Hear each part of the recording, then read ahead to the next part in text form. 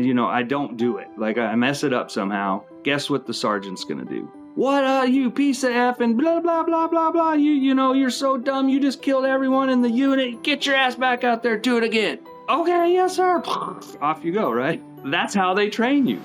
So when you get out and you go get that office job or Walmart or Home Depot or wherever the heck you're going to work, you can't talk like that at all. I mean, if you speak at anything like that, then the next day HR's at your desk and, you're gone. Welcome to Exit Buddy, Veteran Stories to Guide You. This podcast shines a light on real struggles and triumphs of veterans navigating life after the military. In each episode, we dive into heartfelt stories of resilience, setbacks, a little humor, and growth as veterans transition and find new purpose in civilian life. And here for the journey, we're your host. I'm Rachel. And I'm Kathleen. If you're looking for inspiration, practical advice, or just a reminder that you're not alone in your transition, Exit Buddy is here to help you thrive beyond the uniform. Enjoy today's story from our next honorary Exit Buddy.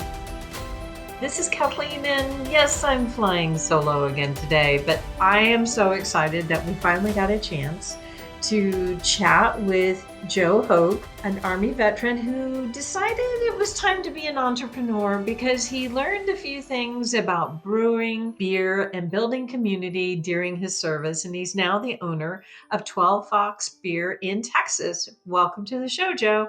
Thanks for having me. Thanks. It's an honor. Yeah, I didn't just start the entrepreneur. I've been doing that for about 20 years, but you're right. The basis of it was given to me by the skills I learned, being a NCO in the military, being disciplined and taking notes and doing the things so that you're ready for the next day. Let's get into that conversation. So take us back, throw back the Wayback Machine, as they used to call in the cartoons in my day, and sort of talk about your military experience. I mean, obviously there's something with the name associated with your military experience, but maybe some of your experiences that really led to starting what you did here back in the United States. I was stationed in Germany for Bosnia. They were doing the big buildup because NATO wasn't doing so well and we needed to go in and help them. So I had just got into the military in 94, stationed at Fort Hood, and I literally was there for maybe 9 months, and I was shipped off to go to Germany and landed in Germany, and 3 weeks later, was on a bus going across country of Europe to head to Bosnia and, in a blizzard and snowstorm. I mean, just getting there is a story that's good for a campfire.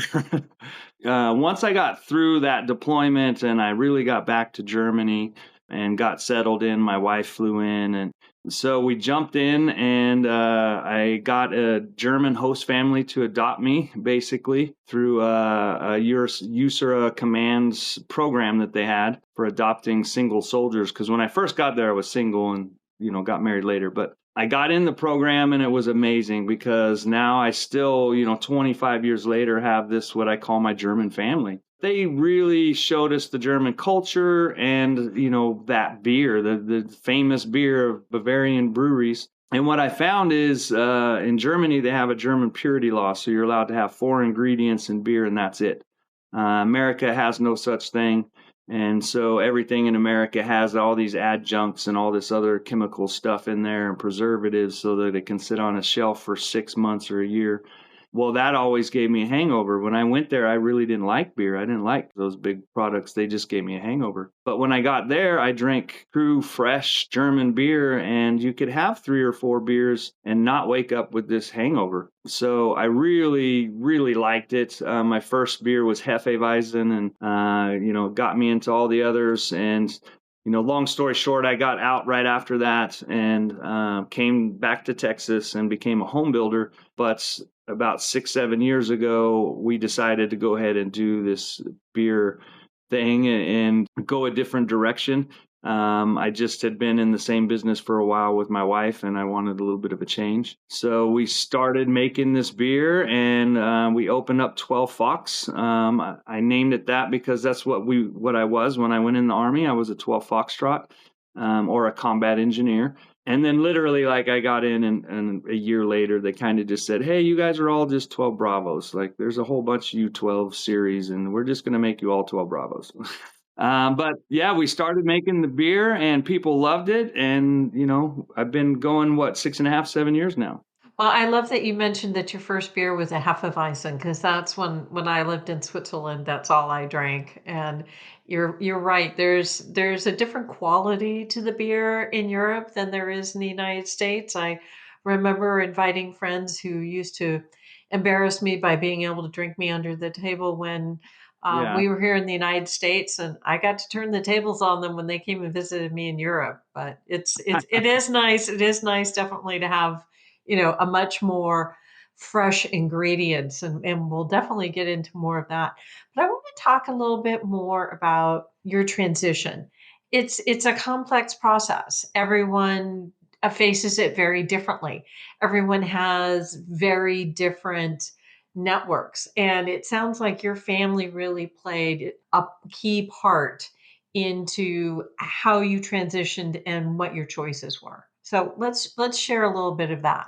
That truly was key for me. And I truly think it's key for anybody who's struggling, to be very honest. If you feel alone in this world and you don't feel like you have friends and family you can talk to, it's so much harder to get out of a difficult situation. So when I did get out, my wife and I decided, okay, where do we want to live? I just want a small town. I don't care where in America, but just small town America. So she was like, okay, well, I want to go back home. So we did move back, and I think that was the key to the success, was having my wife's family close by. I mean, literally the first year mom and dad lived on the first floor and we lived on the second floor. So we lived together, and it helped me get through that first year, because what you don't know is even though I never really saw like massive combat or any major traumatic stuff, except for being a combat engineer, sergeant's time on Thursday, every single Thursday, was how much C4 can we blow up? So you do that for 7-8 years in the military, and what I come to find out 30 years later is I had it explained to me this way by a pretty good friend, and he looked at me and he goes, Joe, you keep denying that you have this. But he kind of reached up and he just tapped me on the forehead. And he said, how many times did you blow up C4? And I was like, thousands. Like, I don't even know how. He goes, if I tapped you 10,000 times in a row, you'd be a little irritated and kind of upset, wouldn't you? And it just opened my eyes to, I didn't see traumatic things, but I did have traumatic things happen to me. So if I hadn't had my family when I got out, because when you're in the military, that is your family. Those brothers and sisters to your left and right, you know that they have you and you have them. And when you get out, you kind of lose that. I had my wife. I knew that she had my back, but, the rest of the world is kind of, are they really there for me? Or they, what are they trying to get from me? You feel like, you're just kind of uneasy. So to have that time to transition and have support of somebody when I did have a bad day, because it took about 3 months. And then all of a sudden I realized I was depressed. Like just wasn't me. I wasn't my normal, happy, let's go type person. I was down and grumpy, and the next 3 to 6 months wasn't so fun.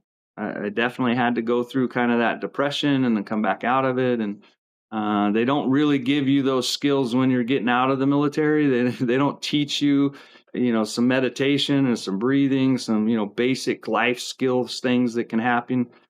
They spend a lot of time tearing you down when they first get you to rebuild you into what they need. But when they let you go, it's just like, there you go, here you go. So having that, and then having my wife and her parents close by to be able to keep me engaged, keep me focused, and just say, hey, what are you doing? Like, or what do you want to do? Like, so having that family and that support is huge. I really think it comes to the base of anything when you're transitioning in any kind of life, but especially coming from a military world to the civilian world, we don't translate properly. When we get out of the military, we're speaking one way, right? Like the F-bomb comes out, it's a verb, a noun, a pronoun, an adjective. You can make it be anything.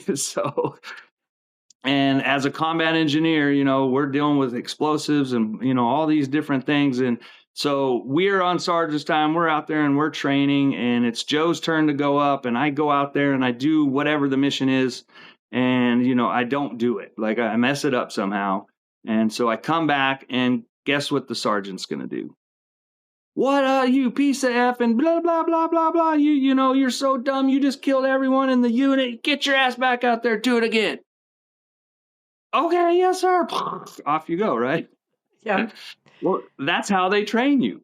So when you get out and you go get that office job or Walmart or Home Depot or wherever the heck you're going to work, you can't talk like that at all. I mean, if you speak at anything like that, then the next day HR is at your desk and, you're gone. Can't talk like that around the water cooler.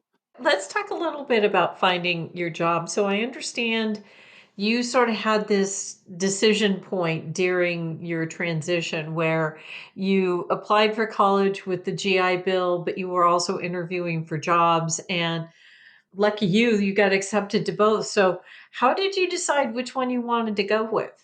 That was a really hard decision. It's probably one of the hardest decisions I've had in my life. So you are right. To give that story a little base, I helped my wife start a business once we got out. She started a flower business, and I was kind of the behind the scenes guy, helping her with bookkeeping and doing basic stuff. And I just knew, I can't be in the flower business, and I'm definitely not an accountant.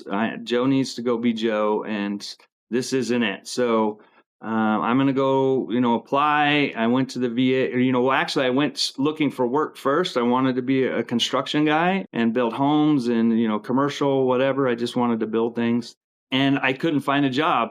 Everywhere I went, it was the same response. They all wanted me to have this college degree that I didn't have. And I was like, well, I have 8 years of experience. No, we need you to have those college things. And I'm like, well, this is, I was really getting depressed. I think 6 months went by. I quit getting interviews. Like there was no one else to interview with. And so I went and I said, okay, I got to go to college. That's what they want. I need this degree. That's everyone tells me. And so I apply through the VA, and I think about 3 months go by. It wasn't very long at all. I totally qualified for voc rehab, and they basically said, pick a college and pick a degree, go. So I literally got that letter in the mail. I'm in the office, at my wife's place, and I call her in there, and I'm like, holy cow, look at this. I just got the letter. Like, I'm accepted. And she was like, oh, well, I have this guy outside at the counter, and he's a home builder, and he's looking for a superintendent. And I'm doing his daughter's wedding with the flowers, and I've been talking about you for months, so they kind of know you already, but he came and just happened to drop in, and he wants to talk to you. And I'm like, okay, well, he's here. Let's have this conversation. Let's have this meeting. Come on in. And we talked for about an hour. The guy's a great guy. He's still a good friend. And, the next day he offers me a job. All of this turmoil for almost a year. And now I'm there and I'm like, honey, like, what do I do? And she goes, this one's on you. Like, I'm not going to guide you and say you should do this, because if something happens, you're never going to blame this one on me. So I literally, couple days of just turmoil in my head, and it came down to, do I want to spend 4 to 6 years in college living off of the government, trying to, do all of these things to get this degree? Because at the time I'm 30, right? Like I'd already done some military. I've got 2 kids, and so the other route was I'm here. This guy can show me what to do, and I'll be able to learn when I need to learn to start my own business, because that's what I want anyway. So I said, let's go make some money, and let's learn. Let's learn on the job, because that's how we do it in the military. You do it on the job. And so tell us how that meant your leap into entrepreneurship for yourself. So that came several years later. In 2000, everybody remembers 2008 through 12 and the housing crisis and all that stuff. So all of that kind of went away. But while I was building houses, my wife talked my dad and I into building a wedding venue instead of her doing the flowers. So that was going on. Mom and dad were kind of running that. And in 2010, everything was crashing, and my boss was just, slowly let everyone go until he had to let me go. And it was fine. I said, it's totally fine. I need to go help my family with this wedding venue thing. And so I did. I turned around, I jumped in, I helped Dad do some stuff. And the next thing I knew, I was, giving tours and doing the emails and all the things. I just loved. I loved meeting people anyway. I was good with that on my home building side, just meeting the couples. And you got to kind of get a rapport with them because you're going to be working with them. I think people really liked me and thought I was kind of genuine, and it really helped the wedding venue kind of take off. So I didn't actually go straight in. I didn't go into home building at all after that. My wife and I ran wedding venues from, when is that, 2010? And we still have them to this day. It's kind of our base money and our base job. And then on my side job, I get to do the brewery that I started a few years ago. I understand that you're doing some really important work within the community, and you started a nonprofit called the Fireside Chat Support Network. Do you want to share with our audience a little bit about the Fireside Chat Support Network? I do. This is my first time to do anything like this. Kind of came out of nowhere. I had met a gentleman who lives here in town through the brewery. And it's kind of become, known as the veteran place to go, right? So my town's only a few thousand people. It's not big. But when their aunt or uncle or the cousin, brother, whoever in the family comes to visit and they happen to be in the military, like the family drags them to me. And they're like, you got to go out to 12 Fox and see this place. So I got to meet the whole community, like the whole town, over the first couple years. And about 3 years ago, one of those guys decided that he didn't want to be here anymore, right? He made that dumb decision that he was alone and that he couldn't make it through, and no one saw it. So to me, this was the guy he was special forces. He had lost an appendage and was like one of the first people. He didn't take the no from the military. He goes, I'm coming back to my unit.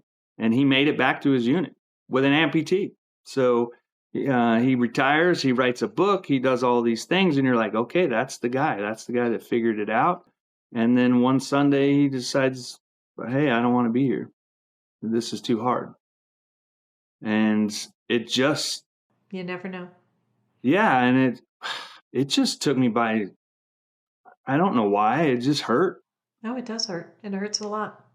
Why didn't I see this? Why didn't anybody notice? And when it comes down to it, he was good at hiding it. It wasn't anything that we did. But it really affected me. And so I made a post on 12 Fox, just on my brewery page, and it kind of went viral here in our area, and made it to all the different neighbor pages. And I had a lot of people reaching out to me from the community saying, hey, I want to help. I'm a doctor. I'm a this, I'm a that. What? And so I had this overwhelming response to just a very honest video that I made. And I told my wife, I was like, we have to do something. Like, I don't know what I'm called to do, but I'm called to do something. Mm-hmm. And I had a friend of ours that I met during the shutdown in 2020 who was a filmmaker. I have this really big fire pit off to the side, and he was just like, I love fire pits because when you're standing around a fire, with your guys and you're drinking a beer, that's when you let your walls down.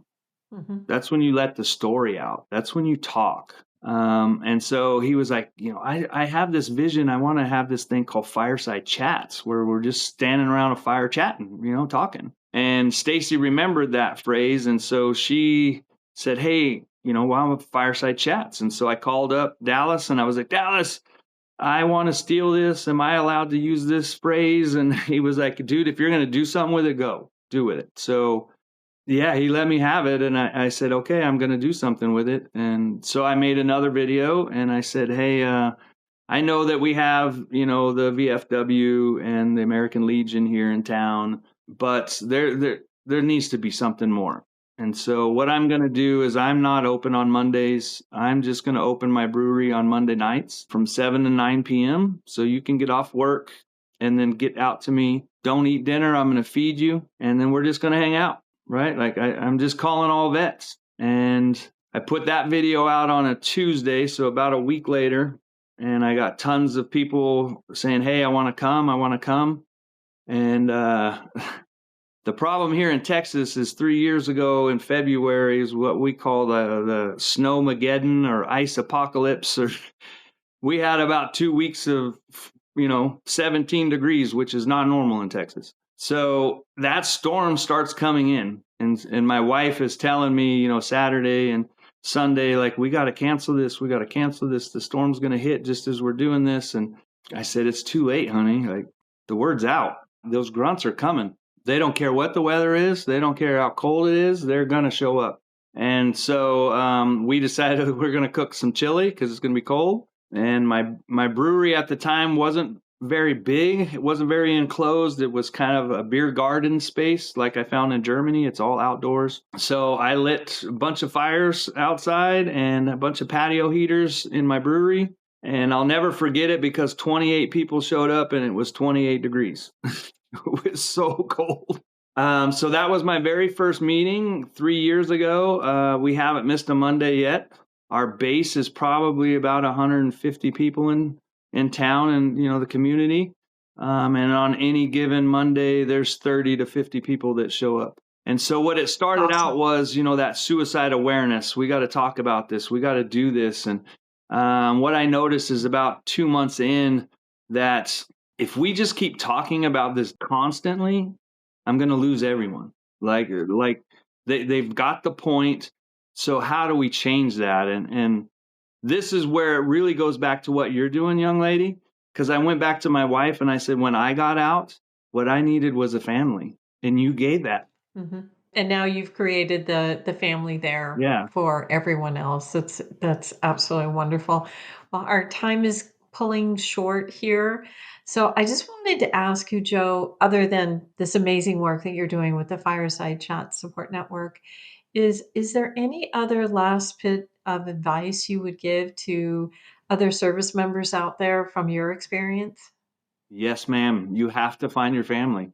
Whoever that is, you have to find them. If you don't have, family to go back to, there's a lot of people go in the military because this is their last resort, right? Like they don't have anywhere else to go and they need to get their feet on the ground. They need to get their heads on straight so they can get back to life. So a lot of people in the military don't have huge connection of family. Like I got lucky. Mm-hmm. My wife loved me and my wife's family loved me and they accepted me right away. So if you don't have that, you need to go find it. When you get out, whatever your calling is, do you love horses? Do you love construction work? Do you love to bake cakes? Like, what's your passion? And then you need to get online. This thing called the internet and this chat GTP stuff, it will tell you where to go. It will say that there's this meeting and this meeting and this meeting here at this place. Go to them. Yep. Just go. Yep. You might find get out of your comfort zone. Yeah, you got to step out of your comfort zone, but you might find your best friend. You might find your wife, your partner. You don't know, but get in that realm where you want to be and hang in it and find those people because you will find friends and family that have commonality with you because that's where you went to. So my suggestion is, you have to have that support. You need a friend or family. And if you don't have it, then go look for it. Because if you sit at home doing nothing and start drinking and smoking and all that other crap, you're going to go in a spiral that's not fun to come out of. Joe, thank you so much for your inspiration and for sharing your story. I really appreciate you joining me on the show today. Thank you, ma'am. Thank you so much. Love everyone. Thank you. One of the things I love about doing this show and talking to people is learning their passion, learning their challenges, and hearing what they've done to follow the passion and overcome the challenges. So Joe really shared with us that having family was very important, rebuilding it, building it, rebuilding it again, but then also realizing the importance of family to his local veteran community by starting the Fireside Chat Support Network. So yes, you too can take that passion and give back to the community. It's something that I've done many, many times, and it's very rewarding. Well, that's it for today. Be sure to follow for our next episode and join us over on LinkedIn, where we have a LinkedIn newsletter where I recap each one of our episodes. But we also have some engagement in connecting with other people that listen to the show and another way to expand your network. Take care, everyone.